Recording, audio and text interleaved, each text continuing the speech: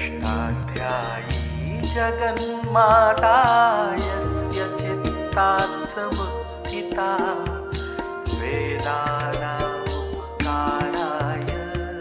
तस्मै पाणिनये नमः।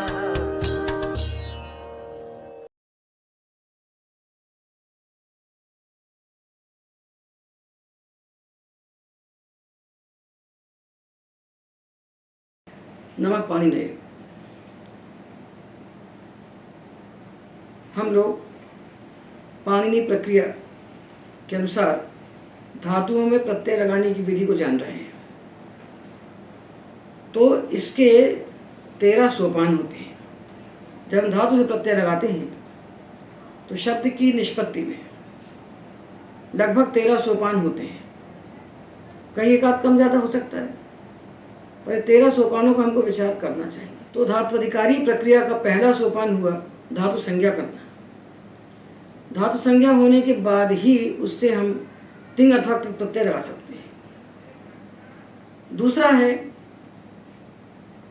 धातु संज्ञा होने के बाद उसमें जो अनुबंध लगे हुए हैं धातु में, औपदेशिक धातुओं में, आदिदेशिक तो हमने निष्पन्न कर ही दिए।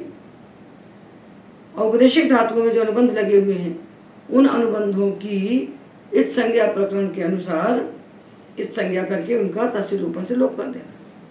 जैसे डुपचश, तो डुपचश धातु पाठ पढ़ा हुआ है, पर डुपचश के प्रत्यय लगाने से हमारा कोई काम चलने वाला नहीं है, इसलिए मैं इसमें डू, आ और श ये 3 अनुबंधों की संज्ञा करके पच को बचा लेंगे। टुनादि में हम टू और ई की संज्ञा कर देंगे। अचों का अनुनासिकत्व जो अभी तक प्रतिज्ञा समाधिगम्य था उसको हमने चिन्हित कर दिया है अपने धातु पाठ में, ताकि किसी प्रकार से कोई क्लेश ना हो, सौकर्य हो। तो उस धातु पाठ को देख लीजिए। अष्टाध्यायी सहज बोध के प्रथम भाग का 4था पाठ खोल लीजिए और धातुओं को देख कर उनकी इत संज्ञा करते हुए चलिए। इस धातु पाठ में पहले क्रमांक में, पहले स्तंभ में तो संख्याएं लिखी हुई हैं 1 2 3 4। दूसरे में धातु लिखा हुआ है। तो धातु कैसा लिखा है? गुहु संवरणे। तो गुहु ये तो धातु है पाणिनि का, और संवरणे उसका अर्थ है। संवरणे उसका अर्थ है। और जो तीसरा स्तंभ बना हुआ है उसमें धातु पाठ में, उसमें लिखा है गुहु में, गुहु को हलंत करके लिखा है, अर्थात गुहु में जो ऊ है उसकी संज्ञा करने के बाद बचा हुआ रूप लिखा है। तो पहले खंड में क्रमांक, दूसरे खंड में धातु, और वो जो धातु लिखा है उसमें पहले धातु है, बाद में जो लिखा है उसका अर्थ है, अर्थात गुहु धातु है, संवरणे उसका अर्थ है। कण निमीलने, तो कण धातु है, निमीलने उसका अर्थ है। और तीसरे खंड में लिखा है इत संज्ञा करने के बाद बचा हुआ शुद्ध धातु। और चौथे स्तंभ में लिखा है धातु विकरण के संयोग से बना हुआ अंग। और पांचवें में उस धातु का लट लकार प्रथम पुरुष एक वचन का रूप लिखा है। इस रूप को देखकर हमें तत्काल बोध हो जाता है कि धातु किस गण का है और उसमें किस पद के प्रत्यय लगाना है। वो धातु परस्मैपदी है कि आत्मनेपदी है कि उभयपदी है। क्योंकि हमें गण पद का विज्ञान नहीं होगा तो हम रूप बनाएंगे कैसे। और जो 6वां खंड है उसमें उस धातु का हिंदी भाषा में अर्थ लिखा है, यथाशक्य थोड़े बहुत अर्थ लिख दिए हैं। धातुओं के तो अनेक अर्थ होते हैं, धातु नाम अनेक अर्था भवन्ति। तो उनका अनुशीलन हमें काव्यों को पढ़कर, संस्कृत साहित्य को पढ़कर करना चाहिए। यहाँ जो अर्थ लिखे हैं ये पूरे के पूरे नहीं, ऐसा नहीं समझना चाहिए कि सारे अर्थ यहाँ लिखे हुए हैं। यहाँ अत्यंत सामान्य रूप से अर्थों का निर्देश कर दिया गया है। तो हमने धातु संज्ञा की, धातु संज्ञा करने के बाद इत संज्ञा की, अनुबंधों की इत संज्ञा की, जो अनुबंध लगाए हैं पाणिनि ने। और ये भी ध्यान रखिए जितने अनुबंध लगाए हैं सब प्रयोजन है। प्रत्येक अनुबंध का कोई न कोई प्रयोजन पाणिनि शास्त्र में है। इसलिए अनुबंधों की इत संज्ञा करने के बाद भी हमें ये बुद्धि में स्थिर रखना चाहिए कि धातु कैसा है। डुपचश में डू की संज्ञा की है तो द्वित है, श की संज्ञा की है तो शित है, और जिस अच की संज्ञा की है वो स्वरित है, इसलिए स्वरितेत भी है। 3 अनुबंधों की संज्ञा की और तीनों की जानकारी अपने पास हमने इकट्ठी करके रख दी। अब हमको तीसरे सोपान में क्या करना है? देखिए कुछ धातु ऐसे हैं जो इत संज्ञा करने के बाद जैसे बचते हैं वैसे ही व्यवहार में आते हैं। जैसे पठ, आखिर संज्ञा की तो पठ बच गया, यही पठती हमको सुनाई पड़ेगा, पूरे प्रयोगों में पठ सुनाई पड़ता रहेगा। तो कुछ धातुओं में तो संज्ञा करने के बाद हमारा काम पूरा हो गया, पच, ये पच ही रहेगा। और कुछ धातु ऐसे हैं जिनमें संज्ञा के बाद हमें कुछ परिष्कार और करना पड़ता है। जैसे धातु है श्वद, तो इसके आदि में पढ़ा गया मूर्धन्य श, किंतु जब हम स्वदते बोलते हैं तो हमें दंत्यसा सुनाई पड़ता है। तो पाणिनि सूत्र बनाते हैं धात्वादेः शः सः। धातु के आदि में, उपदेशावस्था में जो धातु है, जो धातु पाठ में पढ़ा गया है, उसके आदि में यदि मूर्धन्य शकार है तो उसके स्थान पर हमको दंत्य सकार बना देना चाहिए। धात्वादेश शः सः, धातु के आदि में स्थित शकार के स्थान पर सकार आदेश होता है। तो श्वद को बन गया स्वद। श्ना, तो श्ना में मूर्धन्य शा में सुनाई पड़ रहा है।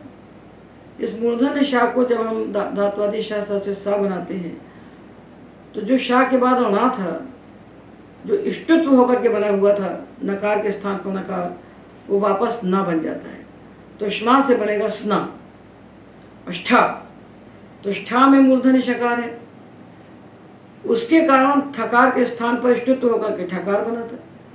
जब हमने शकार को दंत सकार बना दिया तो इष्टत्व होकर बना हुआ जो ठकार था वो वापस हमको थकार सुनाई पड़ेगा।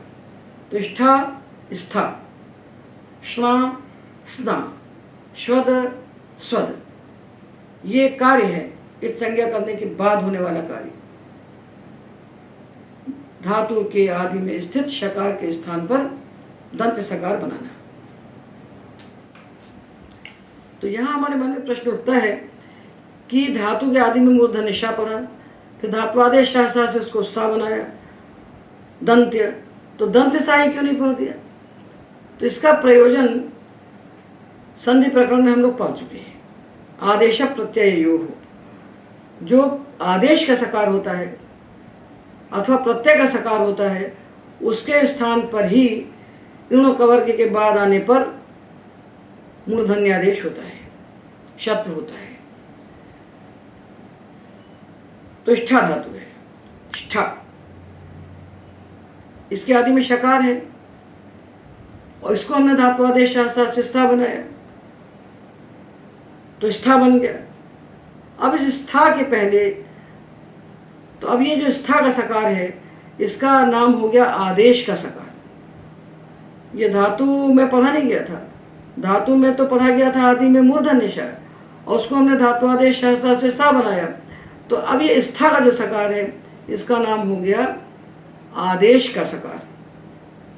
ये जो आदेश का सकार होता है, इसी सकार के स्थान पर हम आगे मूर्धन्य शकार बना सकते हैं यदि इसके पहले ण आता है अथवा इसके पहले कवर्ग आता है। तो जैसे तेष्ठीयते, स्था धातु से जब हम यंग प्रत्यय लगाते हैं और तेष्ठीय धातु बनाते हैं तो स्था के पहले हमको ए सुनाई पड़ता है, ते, ए इण है, इस इण के बाद आने वाले स्था के सकार को हम मूर्धन्य आदेश करके तेष्ठीयते बना लेते हैं। किंतु तो जैसे स्यम धातु है, स्यम, इस स्यम धातु के आदि में जो सा सुनाई पड़ रहा है ये धातु पाठ में दंत सकार ही पढ़ा गया है। ये मूर्धन्य शकार पढ़ के उसके स्थान पर आदेश करके होने वाला सकार नहीं है। तो ऐसा सकार जो धातु पाठ में सकार ही पढ़ा गया है, दंत ही पढ़ा गया है, उसके स्थान पर कभी मूर्धन्य आदेश नहीं होता।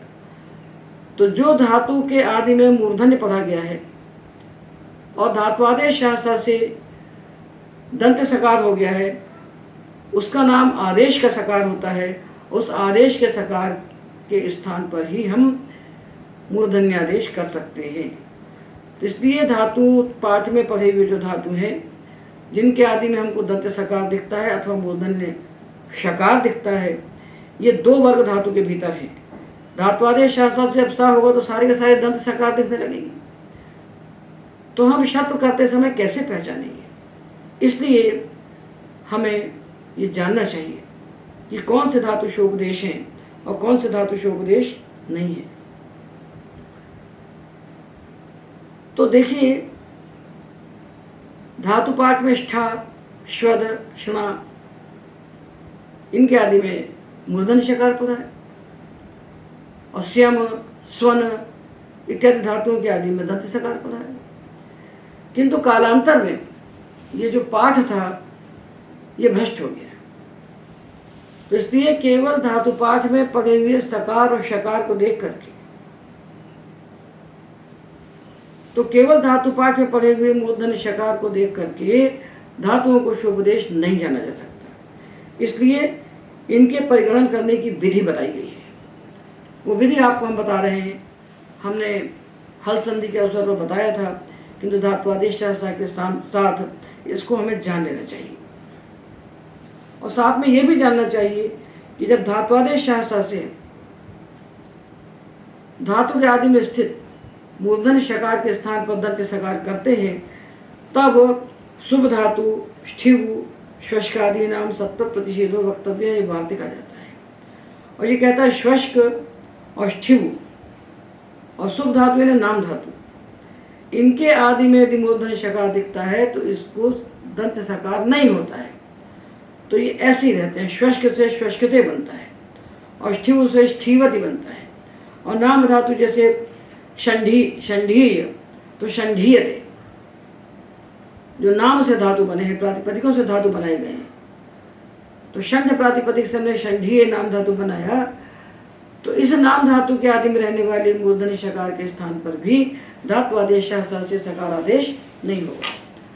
तो शुभ धातु और श्वस्क और स्ठिवु इन तीन धातुओं के आदि में स्थित मूर्धन्य शकार के स्थान पर धात्वादेश शास्त्र से दंत सकार आदेश नहीं होता है।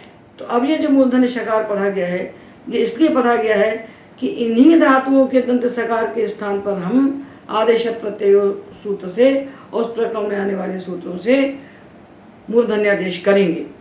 और जो धातु दंत सकार के सहित पढ़े गए हैं, स्वन, स्यम इत्यादि, इनके सकार के स्थान पर हम कभी भी मूर्धन्यादेश नहीं करेंगे। सेक्री, स्त्रेक्री, स्वन, स्यम इनके आदि में शकार पढ़ ही नहीं गया है। तो सारे निमित्त मिलने के बाद भी इनके सकार को कभी मूर्धन्यादेश शकार हो गई नहीं। तो इनका परिगणन कैसे करें और कैसे इनको पहचानें? क्योंकि धातु पाठ में पढ़ा हुआ जो शकार है या धातु पाठ में पढ़ा हुआ जो दंत सकार है, इसको देख के पूरा निर्णय नहीं हो सकता, क्योंकि ये कहीं ना कहीं कालांतर में परिवर्तित हो चुका है, परिभ्रष्ट हो चुका है। तो इसके लिए कारिका है। सेक, स्त्रिप, स्त्री, सृज, स्त्री और स्त्यै, इनसे भिन्न जो दंत्या जंत सादय, ये जो धातु पढ़े गए 7, ये कभी शोपदेश नहीं होते। इनके आदि में जो सकार है वो धातु पाठ में सकार ही समझा जाना चाहिए, ये कभी भी मूर्धन्य शकार नहीं था। तो ये 7 धातु कभी शोपदेश नहीं होते। और श्वस्क, स्विद, स्वद, स्वंज, स्वप और स्मिंग, ये 6 धातु हमेशा शोपदेश ही होते हैं। और पहली शर्त शोपदेश को जानने की है कि एकाच है, उनको एकाच होना चाहिए। एकाच धातु ही शोपदेश हो सकते हैं, अनेकाच धातु शोपदेश नहीं होते। तो और एकाच में 7 धातु कभी शोपदेश नहीं होते। और ये जो 6 धातु हैं, श्वस्क, स्विद, स्वद, स्वंज, स्वप, स्मिंग, ये शोपदेश ही होते हैं।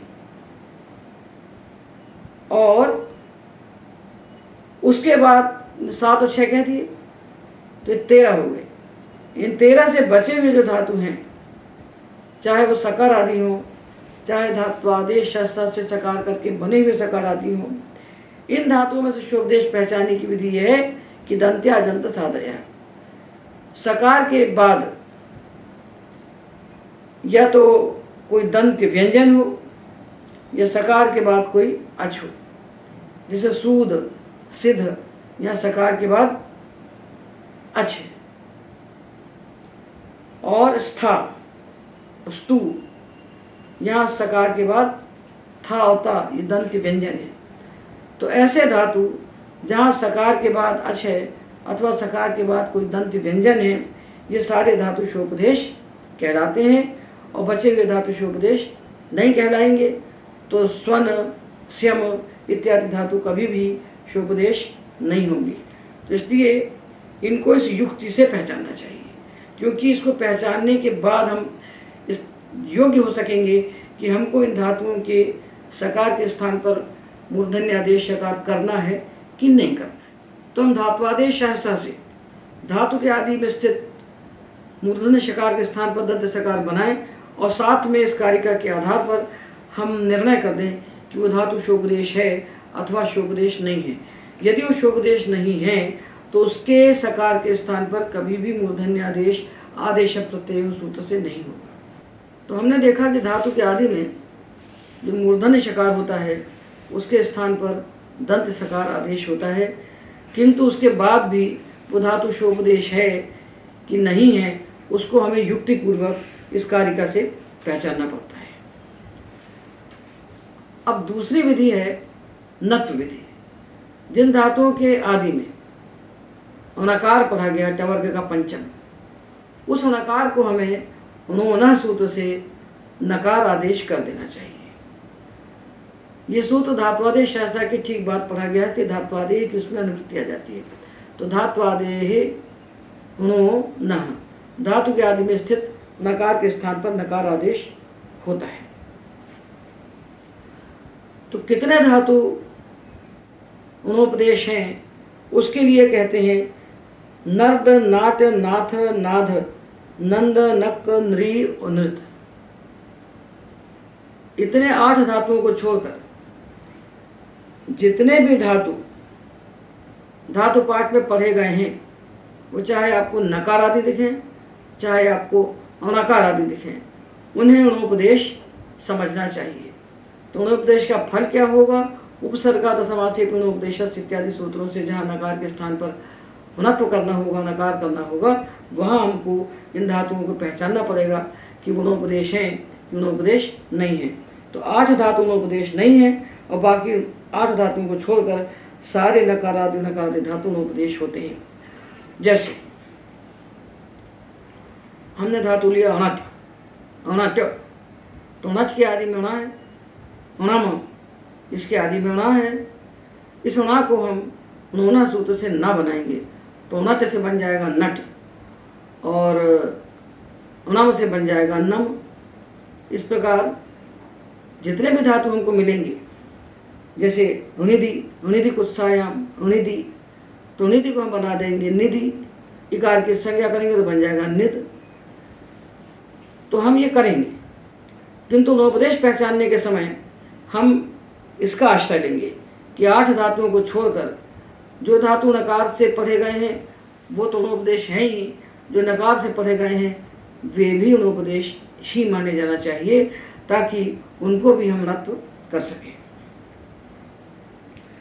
तीसरी विधि है नुमागम विधि। ये सारे कार्य जो बता रहे हैं 4 सत्व, नत्व, नुमागम, रूपधा, दीर्घ, इन 4 कार्यों को हमको इस संज्ञा के तुरंत बाद कर देना चाहिए। तो 8 सूत्रों का इस संज्ञा प्रकरण और 4 सूत्रों का सत्वादि विधियों का प्रकरण, ये 12 सूत्र लगाने के बाद धातु इस योग्य हो जाता है कि उससे हम प्रत्यय लगा सकते हैं। तो हम नुमागम पढ़ रहे हैं। नुमागम का अर्थ है नुम का आगम हो जाना। नुम धातु के बीच में आकर के नुम बैठ जाता है, धातु के मध्य में आकर के नुम बैठ जाता है। तो किन धातुओं में बैठता है और कहाँ बैठता है यह हमें विचार करना है। तो किन धातुओं में बैठता है इसके लिए सूत्र है इदितो नुम धातु हो। ऐसे धातु जो इदित हैं जिनमें हमने ह्रस्व इकार की संज्ञा की है, जैसे अणिधि, इसमें दकारोत्तर जो इकार है अनुनासिक है तो हमने उसकी संज्ञा की। तो बन गया, और नकार को नकार करके बन गया निद। तो वदी, मदी, कृदि, छदी, चदी, अघी, अकी, लघी, ऐसे ढेर सारे धातु हैं धातु पाठ में। जहां भी पाणिनि चाहते हैं कि इसको नुमागम करना है, वहां वो इकार की इस संज्ञा कर देते हैं, किंतु इस इकार की संज्ञा का प्रयोजन नुमागम करना नहीं होता है। इसका प्रयोजन तो कुछ और ही होता है। पर अभी तात्कालिक हम ये देखें कि जिन भी धातुओं में हमने ह्रस्व इकार की संज्ञा की है उपदेश्य जन्नासिक इत से, उन धातुओं में नुम का आगम करें। किस सूत्र से करें? इदितो नुम धातु हो। अष्टाध्यायी सहजबोध के पहले भाग का तीसरा पाठ हम लोग पढ़ रहे हैं 82 पृष्ठ पर। तो नुमागम की, तो नुमागम कहाँ जाके बैठेगा? वधि धातु है और इकार की संज्ञा कर दी, लोप कर दिया, तो बचा वध। अब इस वध में कहाँ बैठेगा नुमागम? तो आगम के लिए हम पढ़ चुके हैं कि मितचोन त्याग पर आगम 3 प्रकार के होते हैं, कित, कित और मित। तो जो मित आगम होते हैं वो अंतिम अच के बाद जाकर के बैठते हैं। तो वधि में इकार की संज्ञा करके बचा वध।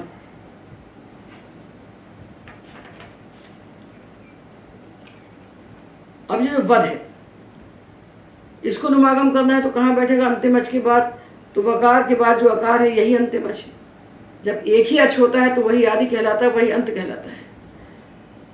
तो ये अंतिम अच है, इसके बाद बैठ गया नुम। नुम में की संज्ञा हो गई, बचा ना, तो धातु बन गया वंद। तो वधि, वंद, कृदि, क्रंद, छदि, छंद, लघी, लंघ, अकी, अंक। इस प्रकार से हमें धातुओं को नुमागम करके निष्पन्न कर देना चाहिए।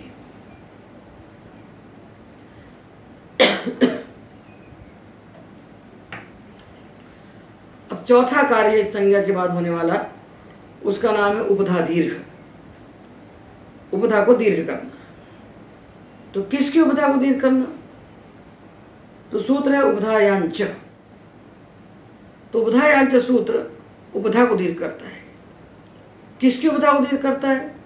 तो कहते हैं ऐसे धातु हों जिनकी उपधा में रेफ या वकार हो। धातु हलंत हो, धातु के अंत में हल हो, और उसके पहले अलुंत्यात पूर्व उपधा हम जानते हैं कि अंतिम अल के पहले जो है वर्ण उसकी उपधा संज्ञा होती है। तो धातु के अंत में हल हो और हल के पहले रा हो या वा हो, रेफ या वकार हो, और उस रेफ वकार की उपधा में एक हो, उसको दीर्घ हो। धातु की उपधा में नहीं, धातु की उपधा में रेफ और वकार हो और रेफ वकार की उपधा में इक हो, उस इक को इस सूत्र से दीर्घ होता है। तो ये सूत्र 2 उपधाएं देखता है। धातु की उपधा में रा हो अथवा वा हो, और उस रा और वा की उपधा में इक हो, उस इक को दीर्घ होता है। इस दीर्घ को होने के लिए धातु के बाहर का कोई निमित्त नहीं चाहिए। ये कार्य पर निमित्तक नहीं है, ये अपर निमित्तक है। इसलिए इसको हमको पहले कर ही लेना चाहिए। धातु से कोई भी प्रत्यय लगाने के पहले इस कार्य को हमको कर ही लेना चाहिए। जैसे धातु है कुर्द, कुर्द, तो दकार के बाद जो अकार है दकारोत्तर अकार, वह अनुनासिक है। तो हमने उसकी उपदेश जो नासिक सूत्र से संज्ञा करके तस्य लोपा से उसका जब लोप कर दिया तो धातु बचा कुर्द।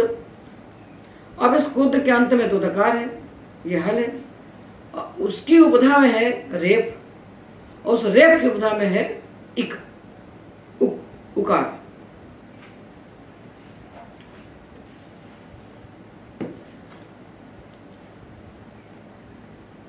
तो देखिए ये धातु है कुर्द, इसके अंत में है हल, इसकी उपधा में है रा, और रा की उपधा में है उ।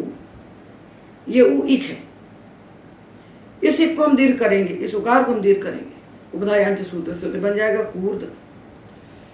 इसी प्रकार खुर्द, खूर्द, गुर्द, गूर्द। धातु है मूर्छा, हुर्छा। इसमें हमने आकार की संज्ञा की अनुनासिक अच होने के कारण, और तस्य लोपा से उसका लोप किया तो धातु बचा मूर्छ। ये मूर्छ के अंत में तो छकार है, ये हल है, इसकी उपधा में रा है और रा की उपधा में उ है, ये उ इक है, इसको दीर्घ हो गया मूर्छ। तुर्वी धातु में हमने ईकार की संज्ञा की तो बचा तुर्व, अंत में वकार है, ये हल है, उपधा में रा है और रा की उपधा में जो उ है इक है। तो धातु की उपधा में रा को देखिए और रा की उपधा में इक को देखिए, उस इक के स्थान पर उपधा यांच सूत्र दीर्घ कर देगा। इस प्रकार हमें धातुओं के अनुबंधों की इत संज्ञा करने के बाद जिन धातुओं में ये चार कार्य प्राप्त हैं उन धातुओं में चार कार्य कर लेना चाहिए। इत संज्ञा भी जहाँ प्राप्त है वहीं करना चाहिए, जहाँ नहीं प्राप्त है वहाँ नहीं करना चाहिए। सारे धातु में इत संज्ञा होती नहीं। पा धातु लिए हमने पा घ्राध मा, यहाँ आकार एक है और वह अनुनासिक नहीं है, इसलिए इनकी संज्ञा नहीं होगी, यहाँ किसी की संज्ञा नहीं होगी। एध में धकारोत्तर आकार है, वो अच है, अनुनासिक है तो उसकी संज्ञा हो गई। ये मिदा, ये क्षुदा, ये त्वरा इत्यादि में जो आकार है ये अनुनासिक अच है, इसलिए इसकी संज्ञा हो गई। तो जहाँ एक संज्ञा प्राप्त है वहाँ में एक संज्ञा करना है, जहाँ नहीं प्राप्त है वहाँ नहीं करना है।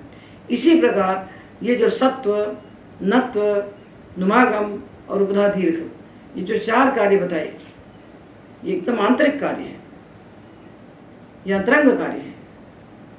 ये चार कार्य जिन धातुओं में प्राप्त हैं उन धातुओं में हमें कर लेना चाहिए।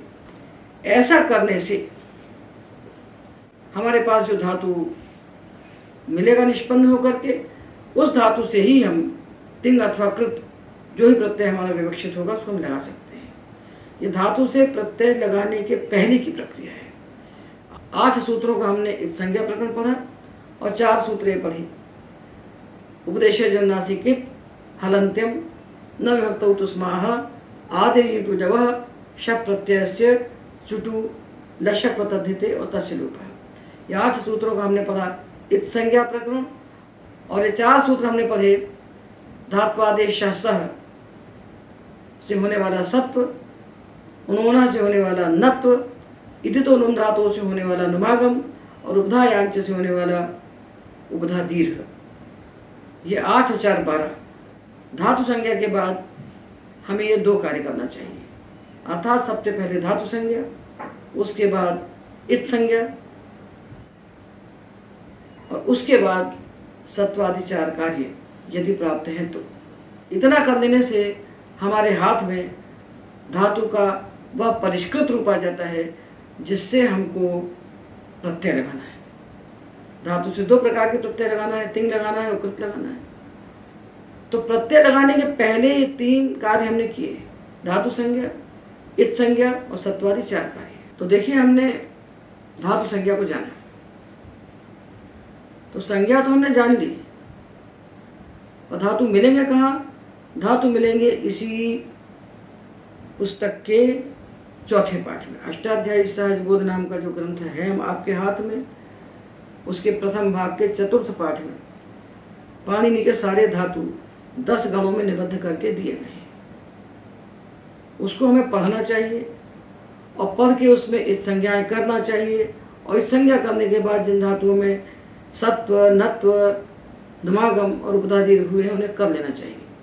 आपको करना कुछ नहीं है, हमने सब कुछ करके दिया है, आपको केवल पाठ करना है। एक बार पूरे धातु पाठ का पाठ कर जाना चाहिए। घंटा, 2 घंटा, 3 घंटा जो भी समय लगे, थोड़ा थोड़ा करके, खंड खंड करके इस धातु पाठ को रोज पढ़ना चाहिए। 100 धातु कम से कम रोज पढ़ना चाहिए। 100 धातु रोज पढ़ने से धातु हमारे कंठ में स्थित हो जाते हैं। जब तक धातुओं को हम नहीं जानेंगे तब तक हम किससे प्रत्यय लगाएंगे और किससे रूप निष्पन्न करेंगे। तो ये जो गणबद्ध पाठ है, 10 गणों में बंधा हुआ, इसका पाठ करना चाहिए। इसका पाठ करना सूत्र पाठ करने से ज़्यादा आवश्यक है, क्योंकि धातुओं से ही प्रत्यय लगाकर शब्द बनना है। धातु हमारे मूल तत्व हैं। तो इसलिए हमने आपको धातु 2 प्रकार के बताए। तो सनाद्यंत धातु तो यथा समय हम बनाएंगे, किंतु जो मूल धातु है हमारे उपदेशिक धातु, जो कि इस पुस्तक के चौथे पाठ में लिखे हुए हैं। उन धातुओं को पढ़ करके उनमें कितने भाग की संज्ञा करना और कितने भाग को बचाना, और इस संज्ञा करने के बाद ये 4 कार्य जो हैं सत्व नत्व नुमागम उपधा दीर्घ, उनको करके धातु का परिष्कृत रूप हाथ में प्राप्त कर लेना। उसी से हमको आगे प्रत्यय लगाना है। गुहू संवर्ण से हम वर्तमाने लट नहीं लगाएंगे। वर्तमाने लट लगाने के पहले हमको इस संज्ञा भी कर लेना चाहिए और सत्वनत्व भी कर लेना चाहिए। यद्यपि प्रक्रिया ग्रंथ गुहू संवर्ण से ही आरंभ करते हैं तो उसमें उलझन होती है। गुहू संवर्ण में इत संज्ञा करने का के लिए लट प्रत्यय की कोई आवश्यकता नहीं है, क्योंकि इत संज्ञा प्रत्यय निमित्तक कार्य नहीं है और सत्वनत्व इत्यादि भी प्रत्यय निमित्तक कार्य नहीं है। ये जो 4 कार्य हैं सत्वनत्व नुमागम उपधा दीर्घ, ये पर निमित्तक नहीं है, इनका निमित्त प्रत्यय नहीं है। तो न तो इत संज्ञा का निमित्त प्रत्यय है और न इन 4 कार्यों का निमित्त प्रत्यय है। ये सारे के सारे कार्य अपर निमित्तक हैं, इसलिए इन कार्यों को करने के बाद ही हमको धातुओं से प्रत्यय लगाना चाहिए। ये मार्ग सरल है और सीधा है और इसमें कोई उलझन नहीं है, कोई कठिनाई नहीं है। अब जब प्रत्यय लगाएंगे हम धातु से, तो हमको पता है धातुओं से 2 प्रकार के प्रत्यय लगते हैं। जो लकारों के प्रत्यय हैं, लकारों के स्थान पर आते हैं, उनको हम तिंग कहते हैं, और जो लकारों के स्थान पर नहीं आते उनको हम कृत कहते हैं। प्रकृत प्रत्ययों में भी क्षत्रिय शानच वर्तमाने लट इस लट के स्थान पर आते हैं और पशु कानच लिट के स्थान पर आते हैं। तो क्षत्रिय शानच पशु कानच को छोड़कर जितने ही प्रत्यय धातुओं से आते हैं तिंग से भिन्न, उनका नाम होता है कृत। तो अब प्रश्न होता है कि जब धातुओं से लकार लगाएंगे हम और लकारों को हटाएंगे और लकारों को हटा के उनके स्थान पर तिप तस जी इत्यादि तीता हंती सीता थामी वामा इनको बैठाएंगे, तो किस धातु से कौन सा बैठाएंगे? क्योंकि इनमें जो 9 है, यहाँ हमको ये जान लेना चाहिए कि ये जो आदेश है 18 3 तिप्तस जी सिप्तस्था में बसमस, ये 9 का नाम है परस्मै पद, और ता तान झ था सा थाम थो मिट वहीं वहीं 9 का नाम है आत्मनेपद। तो किस धातु से हम परस्मै पदी प्रत्यय लगाएं और किस धातु से हम आत्मनेपदी प्रत्यय लगाएं, ये समस्या तो बनी रहेगी। और किस धातु से हम उभयपदी प्रत्यय लगाएं? गम धातु से हम तिप लगाएंगे, गच्छति बनाएंगे, और वति धातु से हम वंदते बनाएंगे। तो कब हम वंदते याचते शोभते वर्तते वर्धते बनाएं और कब हम गच्छति पठति लिखति चरति खेलति बनाएं? तो ये बिना धातु पाठ पढ़े नहीं आए। लोग प्रक्रिया में चले जाते हैं, प्रक्रिया सिद्ध कर देते हैं, निष्पन्न कर देते हैं और धातुओं का ज्ञान नहीं होता। तो ऐसी विद्या समय पर काम नहीं आती है। हमको व्याकरण पढ़ना है संस्कृत साहित्य को पढ़ने के लिए, संस्कृत वाङ्मय में प्रवेश करने के लिए, पूरे लौकिक वाङ्मय और वैदिक वाङ्मय की जो शब्द राशि है उसको जानने के लिए, बिना भ्रम के बिना संशय के उसको पहचानने के लिए हमें व्याकरण पढ़ना है। तो इसके लिए सबसे बड़ी आवश्यकता है कि हम धातु पाठ को पढ़ें। धातु पाठ को कैसे पढ़ें, ये विधि हमने अभी तक आपको बता दी कि धातु पढ़ें, उसमें इत संज्ञा करें और ये सत्वादि 4 कार्य कहें जिनको हमने करके दिखा दिया है, उनको करते हुए पूरे धातु पाठ को हृदयंगम कर लें। उसको करने से आपको ये ज्ञान हो जाएगा कि कौन सा धातु किस गण का है और किस पद का है। तो किस धातु से किस पद के प्रत्यय लगाना है और कब लगाना है, किस स्थिति में उन्हें परिवर्तन किया जा सकता है, ये सारा प्रपंच अष्टाध्यायी के प्रथम अध्याय के 3 पाद में अनुदात्त के आत्मनेपदम सूत्र यानी 1 3 12 जो सूत्र है, यहाँ से आरंभ करके पाद के अंत तक दिया गया है। पाद के अंत तक ये प्रकरण जाता है और ये पाद है 93 सूत्रों का। तो अंतिम सूत्र इसमें आता है लुचि चक्रपः 1 3 93। तो 1 3 12 से 1 3 93 तक के जो सूत्र हैं ये धातुओं से लगने वाले परस्मैपद आत्मनेपद का निर्णय करने वाले सूत्र हैं। ये सारे सूत्र हमने इसी अष्टाध्यायी सहजभूत के प्रथम भाग में परिशिष्ट 1 में, प्रथम परिशिष्ट में 419 पेज में ये पाठ है। 419 से 430 पृष्ठों में ये पाठ दिया हुआ है, वहाँ इसको हमें पढ़ लेना चाहिए क्योंकि ये प्रकरण गुरु सापेक्ष नहीं है। इसको स्वयं पढ़ा जा सकता है। किंतु जो गुरु सापेक्ष है, जिसको तत्काल हम नहीं समझ सकते, उन प्रधान सूत्रों को हम आपको बता रहे हैं। तो इस तृतीय पाठ में 84 पृष्ठ पर ये पद निर्णय विधि दी हुई है। तो देखिए, पहला क्या सूत्र क्या था? अनुदात्त गत आत्मनेपद।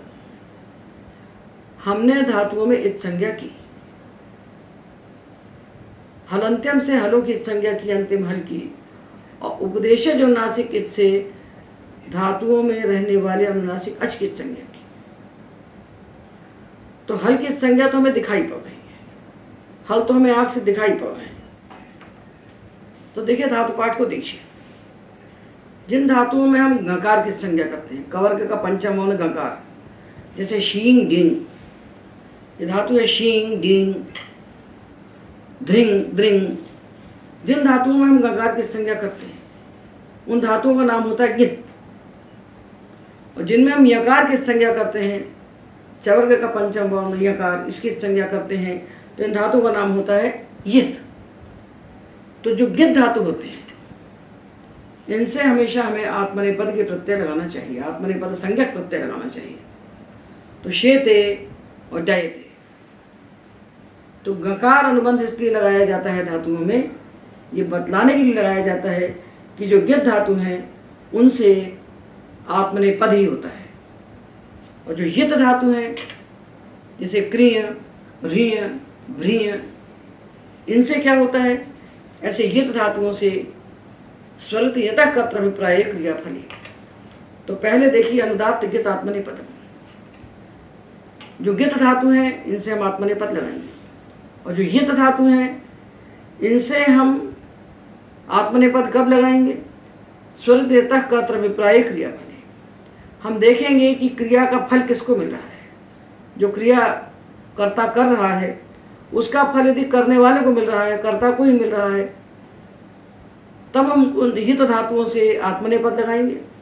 और यदि कर्ता को नहीं मिल रहा है, दूसरे को मिल रहा है, तो हम उससे परस्मै पद लगाएंगे।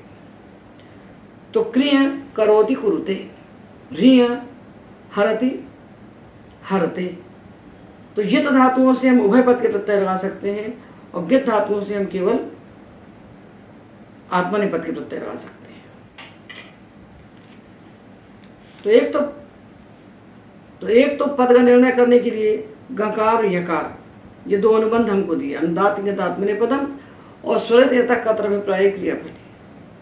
अब जो अचों की संज्ञा करते हैं, जिस अनुनासिक अच की संज्ञा करते हैं, उस संज्ञक अनुबंध के आधार पर पद का निर्णय कैसे करते हैं? तो कहते हैं अनुदात्त गत आत्मनेपद।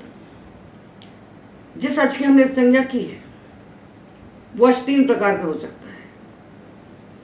अनुदात्त हो सकता है, उदात्त हो सकता है, अथवा स्वरित हो सकता है। जैसे धातु है एध, इसका ये स्वरूप है एध, ये अनुनासिक है, इसकी हमने संज्ञा की। और ये धातु जो पढ़ा गया है पाणिनि के द्वारा, ये अनुदात्त, ये जो जिसकी संज्ञा की है वह अच अनुदात्त है, इसलिए इसका नाम हुआ अनुदात्तेत। अनुदात्त है इत जिसमें, तो ये इत जिस संज्ञा जिसकी हुई है, उपदेशज अनुनासिक इत से धकारोत्तर अकार की जो इत संज्ञा हुई है, ये इत संज्ञक अच अनुदात्त है, इसलिए इसका नाम क्या हुआ? अनुदात्तेत धातु। एत धातु कहलाएगा अनुदात्तेत। और जो डुपचश है, अनुदात्त को ऐसे नीचे आदि लाइन से चिन्हित करते हैं, और स्वरित को ऊपर खड़ी लाइन से चिन्हित करते हैं, और जो उदात्त बचा इसमें कोई चिन्ह नहीं लगाते। तो डुपचश में जो चकार के बाद आकार है, यह अनुनासिक है, इसकी हमने इत संज्ञा की, जिससे कि उपदेशज अनुनासिक इत से, और जिस अच की हमने इत संज्ञा की है, हमें उसके स्वर का ज्ञान होना चाहिए। तो स्वर बिना दिखाई नहीं आता।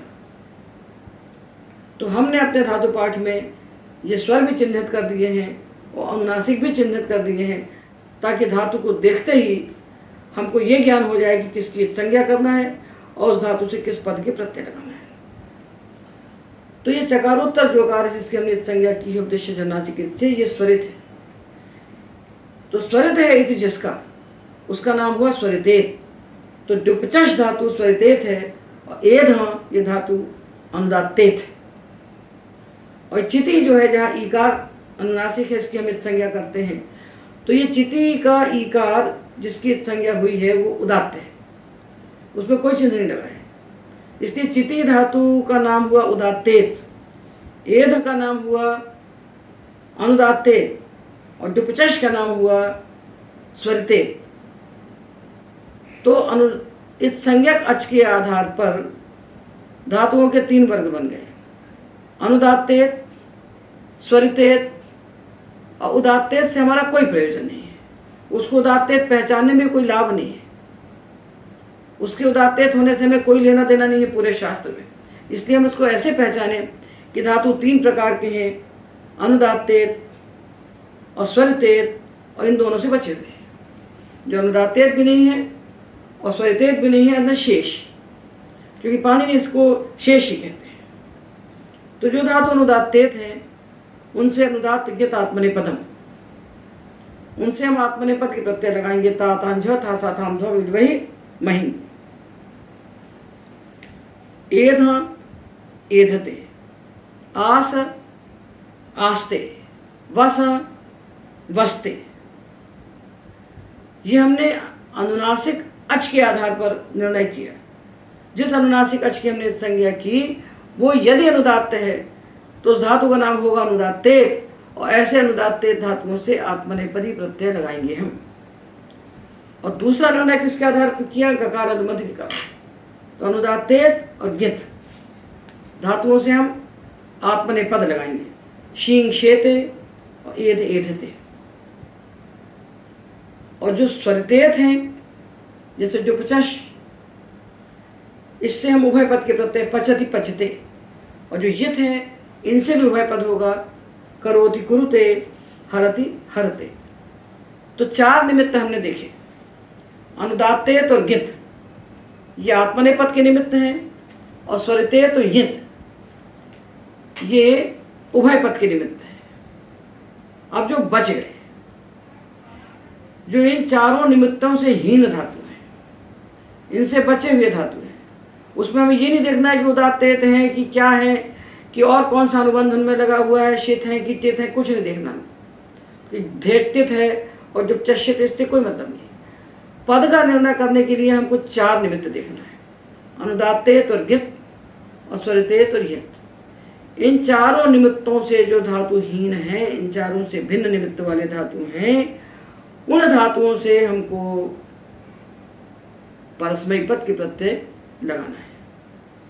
अनुदात्त गित आत्मनेपदम, स्वरित कत्र विप्राय क्रियाफले,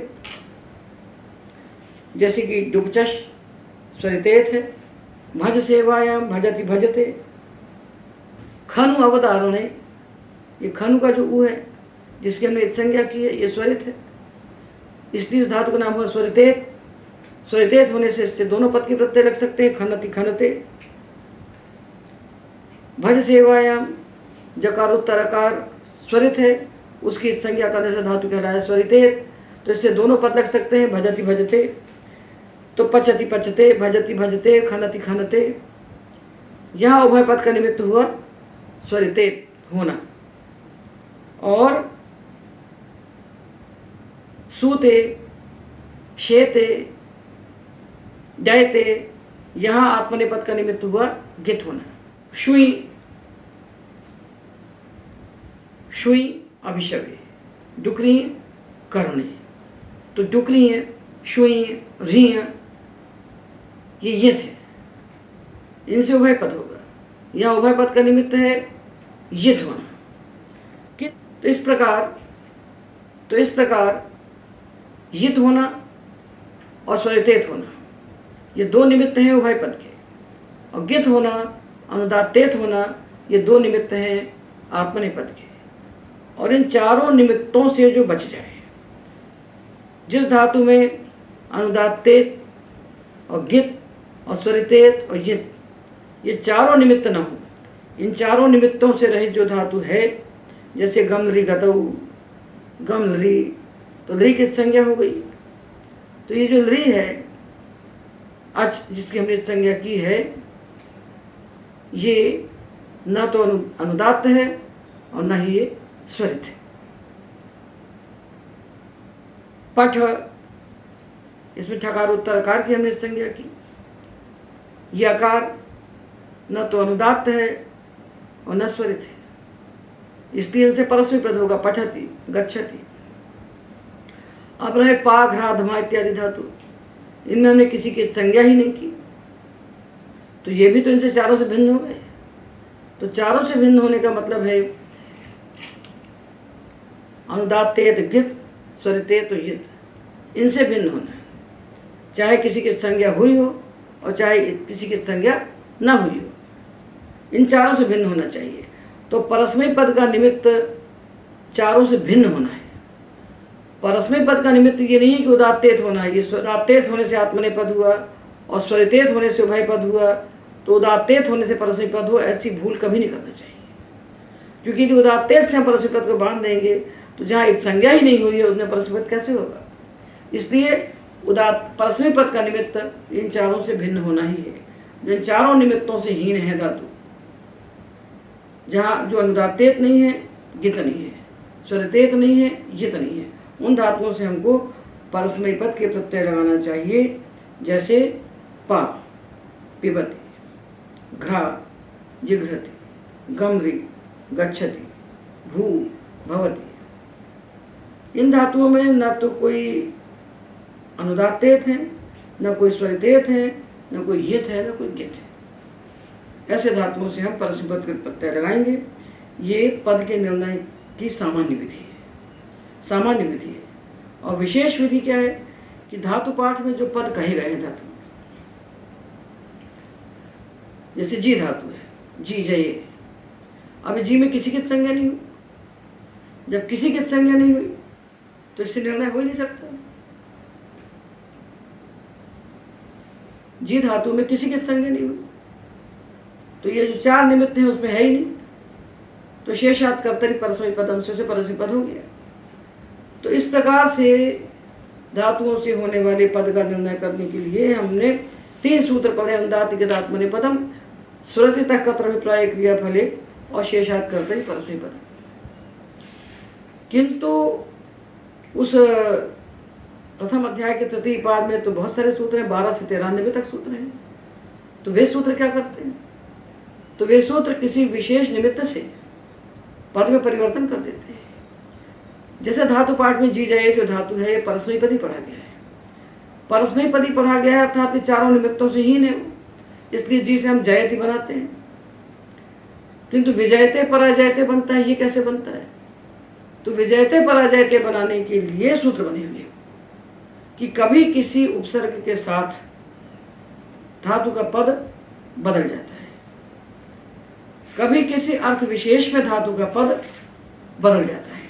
तो किसी उपसर्ग विशेष के साथ धातु का पद बदल गया तो व्यूह परा उपसर्ग लगाए जी धातु में, तो जी धातु जो परस्मैपदी था वो आत्मनेपदी हो गया, विजयते और पराजयते। और कभी किसी अर्थ विशेष में पद बदल जाता है, जैसे अधे प्रसहने, कृ धातु है करोति कुरुते, ये उभयपदी है यित होने के कारण। किंतु इसमें जब अधि उपसर्ग लगाते हैं और प्रसहन अर्थ होता है तब इससे परस्मै पद नहीं होता। शत्रुम अधिकुरुते, तब यित होने के बाद भी इससे केवल आत्मनेपद होता है। आंग उद्गमने, आंग उपसर्ग पूर्वक जो क्रम धातु है, क्रम धातु धातु पाठ में परस्मैपदी पढ़ा गया है। किंतु जब आंग उपसर्ग पूर्वक आता है और उद्गमन अर्थ होता है तो इससे केवल आत्मनेपद होता है। आदित्य आक्रमते, तो कभी किसी अर्थ विशेष में, कभी किसी उपसर्ग के योग में धातुओं के पद परिवर्तित हो जाते हैं। धातु के पद का तात्पर्य धातु से लगने वाले जो परस्मै पद आत्मनेपद के प्रत्यय हैं उनमें परिवर्तन हो जाता है। वो सारा परिवर्तन दिखाने के लिए ये प्रथम अध्याय के तृतीय पाद में सारे सूत्र निबद्ध किए गए हैं। उन सूत्रों को हमें पढ़ लेना चाहिए, उसके बिना भाषा का समग्र ज्ञान नहीं हो सकता। और ये सारे सूत्र स्वयं पढ़ने के सूत्र हैं, इनको स्वयं पढ़ के इनका अधिगम कर देना चाहिए। जो प्रधान सूत्र थे निर्णय करने वाले 3, उनकी व्याख्या हमने इस व्याख्यान में कर दी और बाकी चर्चा अगले व्याख्यान में करेंगे। एतावदेव।